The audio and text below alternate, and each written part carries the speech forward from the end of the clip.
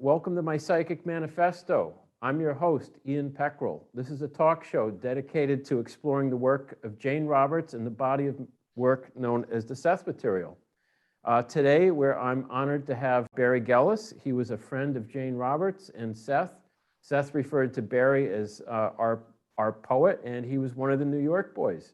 Barrie, welcome back to my Psychic Manifesto. Thank you for joining us today. Okay, now something just came to me. I wanted to say, when you mentioned the music an hour back, Yeah. the guy Matt, he writes the songs. It's not like the way I help with the actual music I might just say, I think that's too fast there, or I might say, the way the lyrics are, there really should be a pause there, and then the next line continue. But I'd say 99% is him. I mean, the lyrics are like 100% mine, and the music is 99% his, except for the little bit I add as guidance where he could always free to do what he wants.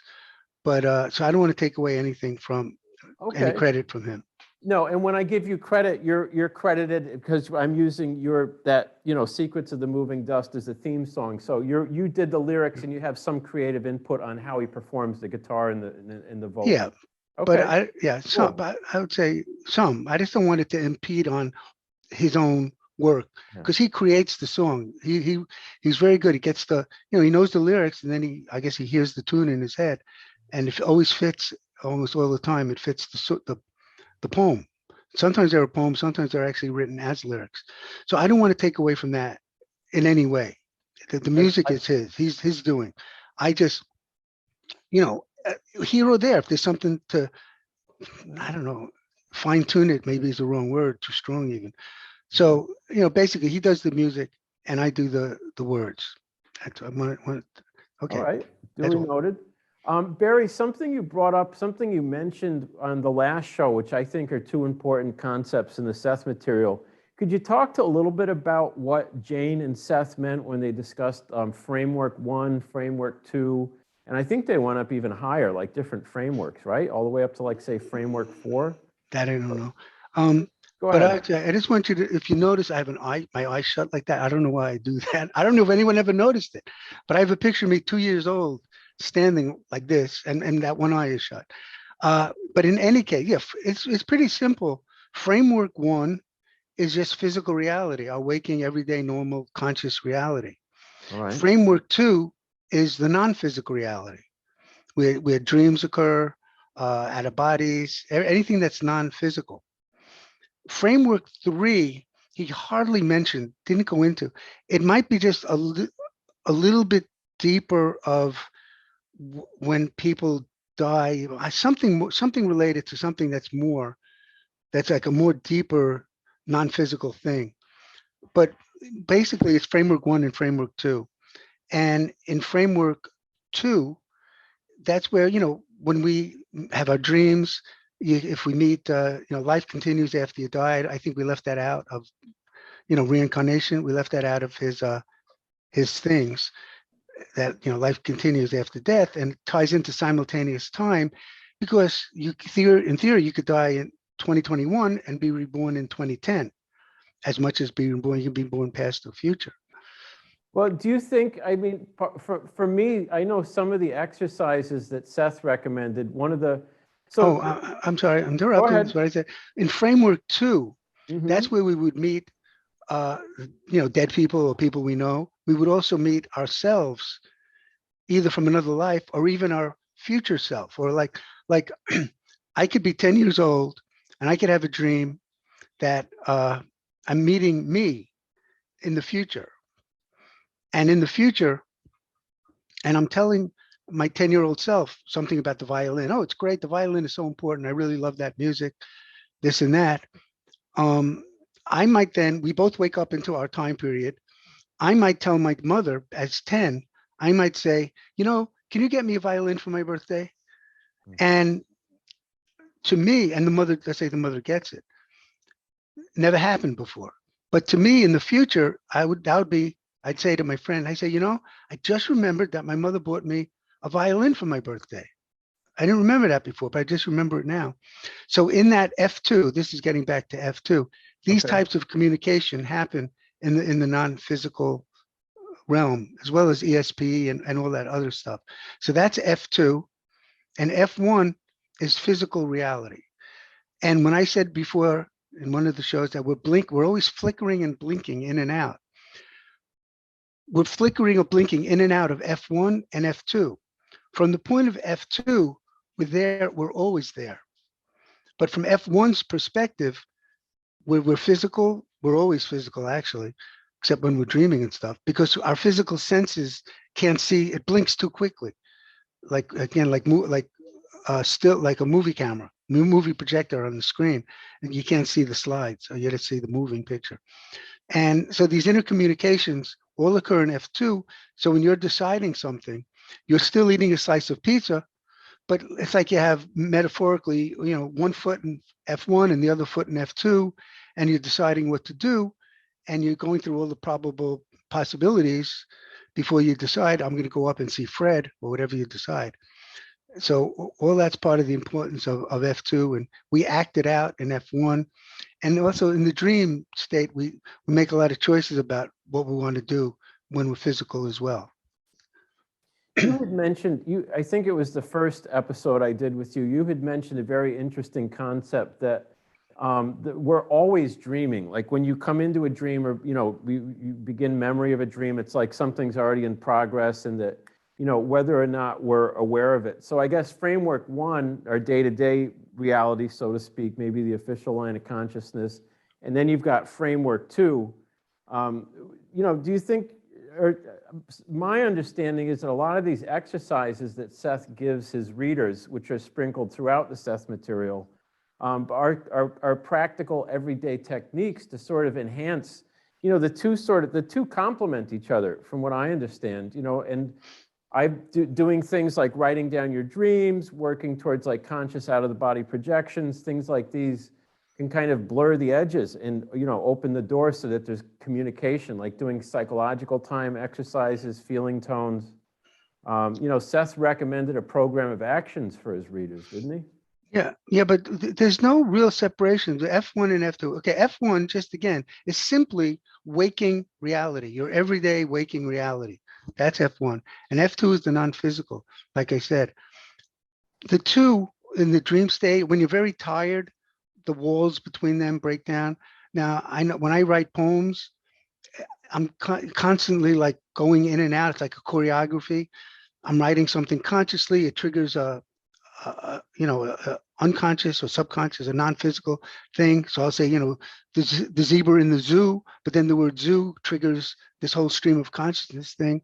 So the idea is to be open to going back and forth between the two, the subconscious and the conscious, and don't look at it, if you have the awareness to even look at it that way, don't look at it as a rigid, like this is F1 and this is F2. That they're always there and they're married. It's just that they have their different purposes. So when I answered a lot of those questions in the book, I didn't realize it at the time until I thought about it.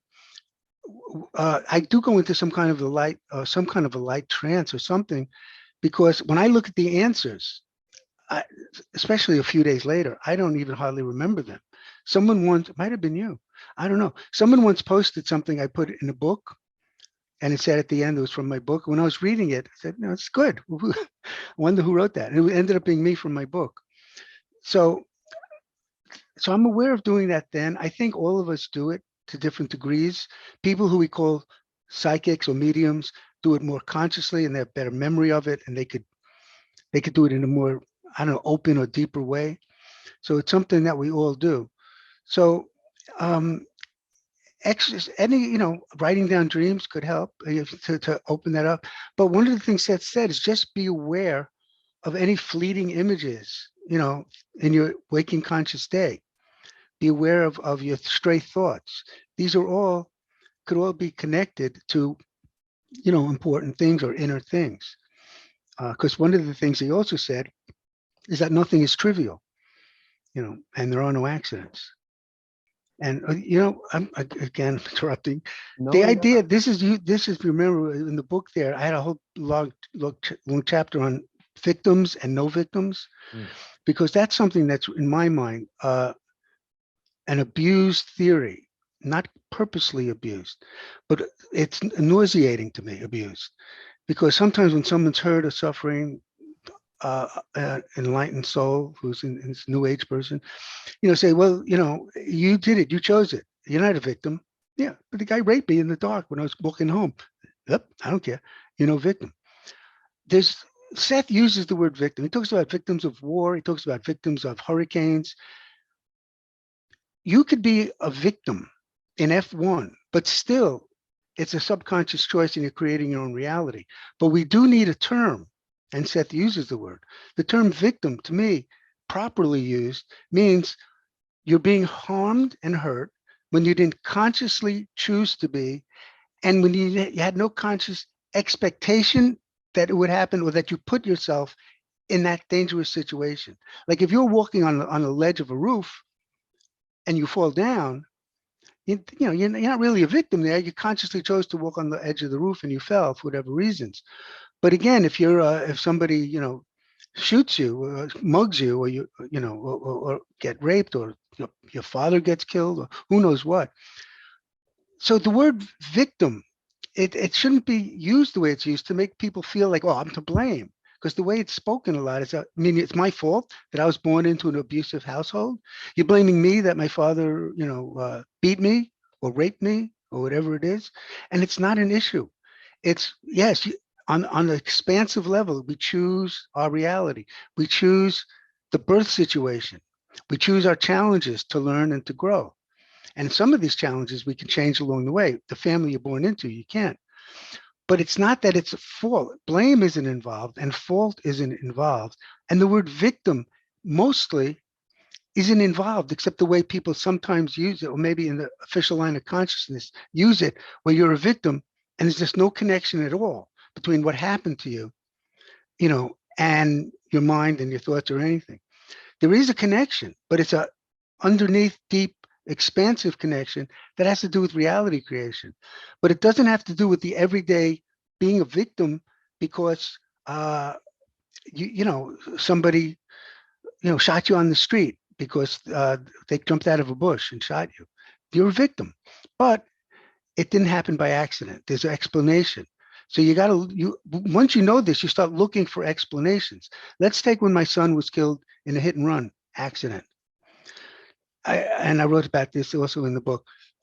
I realized that the first thing, well, I didn't think it, but I realized that the first thing people think is, oh no, this can't be real. This can't be happening. And they're correct. It's not happening the way they think that, oh no, the person has been killed. It's the end. They're not here. I'll never see them again. That is not happening. So when you're shouting from your inner being, this can't be, you're correct. What your conscious mind is telling you can't be and isn't. There is no end. And what your kind friends and relatives tell you, you got to face reality, this and that. Depending upon the person and the degree, that they're mistaken in a number of ways. But once you accept, like I accepted from the beginning, this was my real first test for me about something important and serious. And this is in 1996. But once you're aware or even willing to question or wonder if there are no accidents and what part did I play and there's no victims, you ask yourself that question. If you don't think of that at all, you don't even ask the question. You just bypass that whole room, that whole part of the mansion. You just leave it. But once you ask yourself, okay, what am I getting out of this? Why did this happen? For him, and as far as I could tell, why did it happen? There is answers that are there. But if you don't ask the questions, you're not going to find the answers. And you'll just be caught up in this random universe. Bad things happen to good people, sometimes to bad people. And that's just the way it is. And it's all kind of random. And there's no answer. But, if you don't ask a question, there will be no answer. So this is involved in something you were saying that I interrupted you. I just wanted to get that idea across as well. Oh, about victims. No, so I didn't see myself as a victim, and I didn't see my son as a victim, because in my terms now, not in the everyday terms, but in my terms, because things happen for a reason and choices, subconscious maybe, like, for example, I don't think he ever intended to live to be an adult. And I think he waited as long as is humanly possible because he was 25. He was still graduating college. He spent a lot of time in Buffalo, was in New York, being an undergraduate. But he had just graduated. He had just gotten engaged. And if he would have stayed alive, he would have left behind what I believe, he would have started this new phase of an adult, which for various reasons, I don't think he ever wanted to experience. I think he wanted to experience, the being a kid thing, and he was born into my group of friends, and we were all in our 20s, and he was born in 71. So it was around that time, and class started for people in 72 and 73. And we were all starting at about 20, let's say, or 21, and up until about 25. That's the age group he was born into. And for the years before he died, that was the age group in college that he was also surrounded by kids who were, 21 to about 25, which was his age. So I saw him coming into this world, being surrounded by an age group he felt comfortable with, and also leaving surrounded by that same age group, not the same people, but that same energy, that same mentality or whatever. And I always said goodbye to him as if it could be the last time, not in any morbid way. But I just, so I didn't have anything left. I wish I would have said this, or I wish I would have said that, that's helpful. So I'd say to people, say what you want to say to somebody while they're still around. You had mentioned in your book that, when you're, so was his name Sean, by the way? No, Sean that was what's her name's name? Susan's kid's name. My kid's name was Dandy, Dande. Dandy, yes, Sue Watkins. He was referring to Sue Watkins, who wrote Conversations with Seth. You had mentioned in your book that when Dandy died, that was really when, at one point, which was it about 25 years ago he passed away? Yeah, which is ironic. He was 25 when he died, and now it's been 25 years. So it's like, he's been, with us and not with us, linearly speaking, in this lifetime for about the same amount of time. Yeah, so I think it was exactly 25 years. It was 1996, November 6th. I'm sorry for your loss. That's right. Which reminds me of linear time, because people say time isn't real, it's linear. And then they go, okay, so when do you want to meet for lunch? I'll see you at 1. I remember. Yeah, go ahead. Well, Seth refers to our idea of time and space as like root assumptions, right? Seth refers to that as like a root assumption, and we do use linear time and space, so we know that 12 o'clock is 12 o'clock.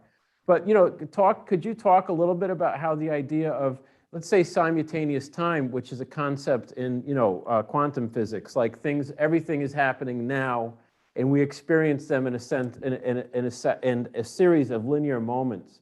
And some of the exercises that Seth recommends, like psychological time, could you actually just talk? What is my understanding of psychological time is that some events seem like they are closer to us because we're not experiencing, using exercises like psychological time loosens up our ego's rigid stranglehold on the idea that we live by a set of linear moments, and that we could be more spontaneous and more fluid. And the past and present are still happening. The past and the future are kind of happening now. And you talk about that a little bit? Yeah, you'd have to have that rigid mindset first, of course.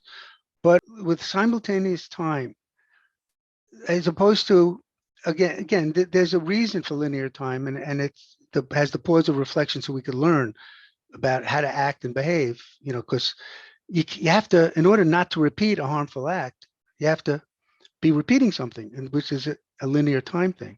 So it's not that linear time doesn't exist, but you said it's like a root assumption. It's what we use to navigate in physical reality, but it's not the only thing. It's not the full answer. It's only part of the answer. So I think of simultaneous time as opposed to a straight line. My common thing is time is a single line that gets longer and longer. So I think of it as two different ways. I think of it as an apple that's just getting fatter and fatter. So the past, present, and the future is just ongoing, getting fatter and fatter. And I think of it in another way. I think I described these in the book also, but I don't remember them all. sometimes if you throw a rag in a body of water, the rag is going to stick out, go above the water over here, and it's above the water over here, and above the water, little pieces of the rag go above the water, but underneath the water, they're all connected. But just if you were standing on top of that little piece of rag that was above the water, you would just see the other bits, you'd be able to see the other rags on that. But so in my mind, each bit that's sticking out of the water is like another lifetime, but you're all connected through the rest of the rag that's under the water. And a new bubble, the rag could stick up in another area. And some people look at it as a book, chapters in a book that are being written still. In any case, so I'm not sure if I answered the question about No. You have to believe everything. Seth says one of the things we left out, we didn't focus on, but about beliefs. That beliefs are the filter that we attract. That was part of the secret I left out also. You don't just create your own reality, but you attract it. Law of attraction. You attract things through your beliefs. And that's also part of the first half of the secret. And Seth would say, yeah, we attract things based on our beliefs or whatever. We attract people and events. But that's where the secret ends, basically. So so our beliefs dictate to us what we see and how we see it. And that involves also linear time. So if you could stop just believing that linear time rules everything no matter what, that'll go a long way, and start looking, seeing what ways they might be connected just in your feeling, And that's kind of the interesting idea when you throw in the idea, like Seth does discuss the ideas of reincarnations as well as probable selves. But if you look at it through the idea of simultaneous time, like if I had, let's go back to your example of using, somebody in the 4th century, right? If as opposed to like, our reincarnational selves being like, I had the person that was a caveman, I had the guy that lived in the, 4th century, I had the guy that's going to exist, 20,000, 3,000 years from now. If you look at them through the idea of simultaneous time, as they haven't happened yet and they're still happening, they can kind of there's an interplay. There's a constant, they're like, there's a system of living feedback between these probable and reincarnational selves. And that's kind of the difference. That's one of the major differences to me of the Seth material, is this idea that these, reincarnational selves are still exist and they're still alive, and there's interplay between us and them, if you want. Yeah, interplay with the future selves and the past selves and us. There's interplay. Also, what's different about the Seth material, I think, maybe other places have it, is that the probable realities are all communicating and learning from. We could learn from a probable self. A probable self can do something, and that could help us here. So there's this interaction that's going on all the time.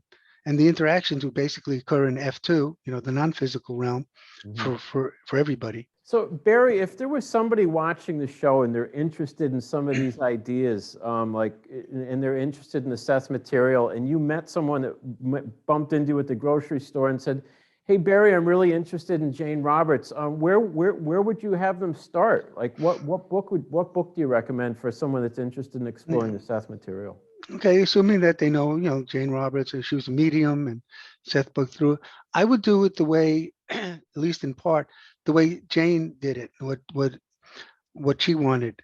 First, I would tell them to read the Seth material, the book called the Seth material, because in that book, they go through all the experiments, how they went through how Seth came through the Ouija board in the first place, and Jane didn't believe in reincarnation or that stuff, all the testing they did, and to prove to themselves that Jane wasn't crazy and that Seth was a valid person or an entity, whatever. And they go through all the theory, simultaneous time, you create your own reality. They go through all the concepts with excerpts from different parts of the whole material that existed at that time. So you get nice, great Seth quotes in it. They touch upon all the concepts. That is really a good overview, not only of what's in the Seth material, but to trust, if you want to, how it came about. So you see, they didn't just accept it. Like, oh, Seth is coming through me. Oh, that's great. I'm going to listen to you. they years proving it to themselves and asking doctors and all the experiments. Well, they touch upon those experiments a lot in that book. In the early session books, that's before the official books, 1 through 9, they give all the experiments they did with pictures and everything. But I would first say to read the Seth material, which is the first like overall book. Then I would say to read Seth Speaks, which is the first book he wrote. And I would say the first 50 pages might be a little slow to me, but you got to stick with it if you want to read the book because it really picks up. So I would, Seth Speaks definitely. Then I would read The Nature of Personal Reality, which is the next book. Now at this point, and that's what was written while in class, Jane suggested, and it makes common sense, and other people have suggested, read the books in the order they were spoken, they came out. I personally, I don't remember if I did that or not. I don't think I did. I think I read, Seth Speaks, The Nature of Personal Reality. Then I think I read The Nature of Mass Events and The Nature of the Psyche, or switched around. The Nature of the Psyche, getting back to what we talked about in another show, in that book is all about the sexuality and spirituality. It's in The Nature of the Psyche. Mm-hmm. So I read those books in that order. Seth Speaks, Nature of Personal Reality, Nature of Mass Reality, and The Nature of the Psyche, and then Anywhere. So I would listen to what they said first, and if you can, read the books in the order that they were dictated. It's not by accident. Seth knew what he was doing, so he dictated them in order. I read it that way, and on another level, you're not really going to go wrong, whatever you do. But I would definitely start with the Seth material, so you get a big overview. And then I would start with the Seth, Seth Speaks and The Nature of Personal Reality, and then go from there as you wish. That would be my advice. Great. Did you start when you went to class? Was it unusual for Seth? If I remember Rick Stacks correctly, was it unusual? Would Seth give you guys homework or suggestions to his students? Yeah, it wasn't always, but one time, this was amazing. One of the things I got out of class, because I always thought that people were good, but then I had other conflicting beliefs about that. And like you have to watch what you do, because if you don't watch what you do, you're going to do something bad or something wrong or something. And so this could be paralyzing if you think of it, too much, if you in any way. So there was Seth class, and the idea of war came up, and we were talking about war. And I said, why do people, kill each other? Why do they choose to do this? Why do they, I don't remember exactly how I worded it, but basically, why are they volunteering to suicide or murder, And first Seth said, he answered it with a question at first. He said, I want everybody to do an exercise. This did not happen each week. There was not exercises just given. And sometimes Jane would give an exercise. But my experience, it didn't happen all the time. But in this case, it happened. And I want you to think of what would the world be like, and I'm paraphrasing, if everybody believed that they were good. If you believe people are good, how would that change the world, and how would that change you? And then I didn't get the connection too much, and I asked a few other questions, and he went back. This was I think November, like 27th, 72, sometime in November 72. And years later, when doing thinking in other areas and everything, and I thought something, but then I saw the connection to this. And what I finally ultimately realized is that if you, and he said at the time, because if you feel worthless, you'll kill. You don't feel your life is worth anything. If you feel like, so you'll kill or be killed because you don't have any self-worth, something like that. He said it much better than I did.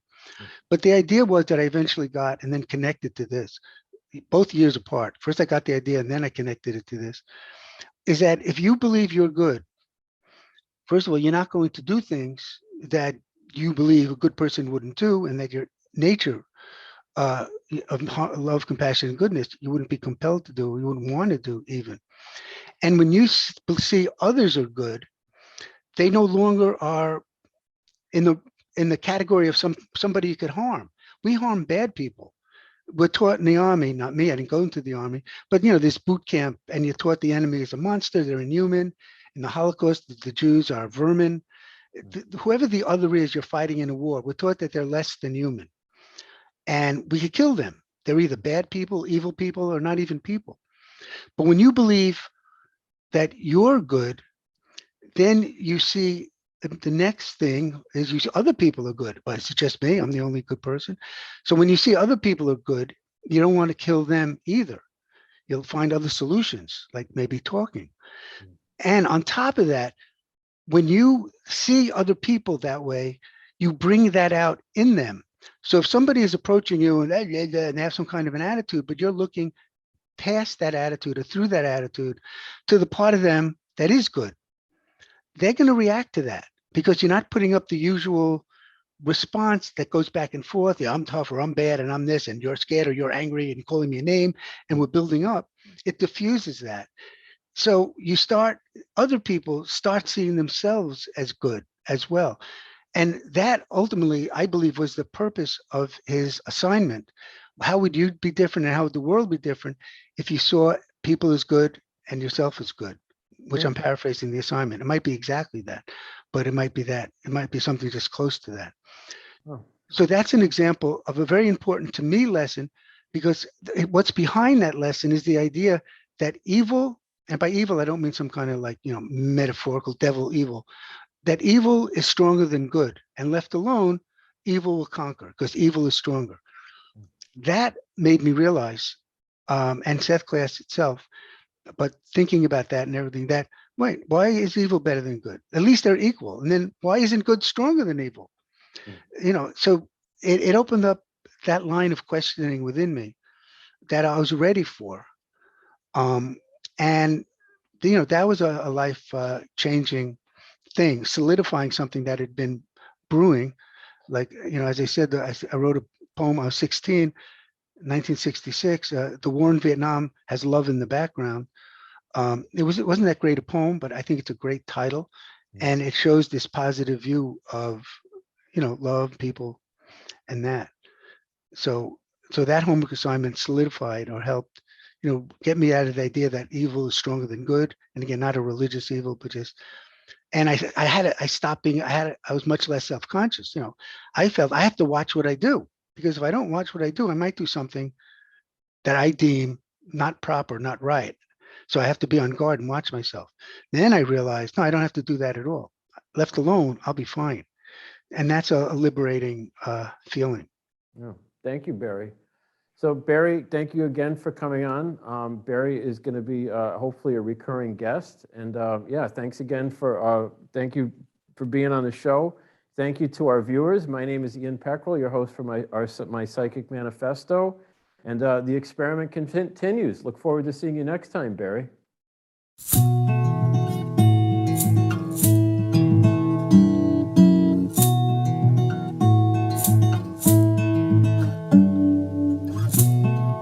Whisper in the darkness as the December sun goes down. Breeze blowing around your feet as you stumble from the ground. The secrets in the moving dust. Know why your heart still beats. The stairs leading from the house onto the sacred street.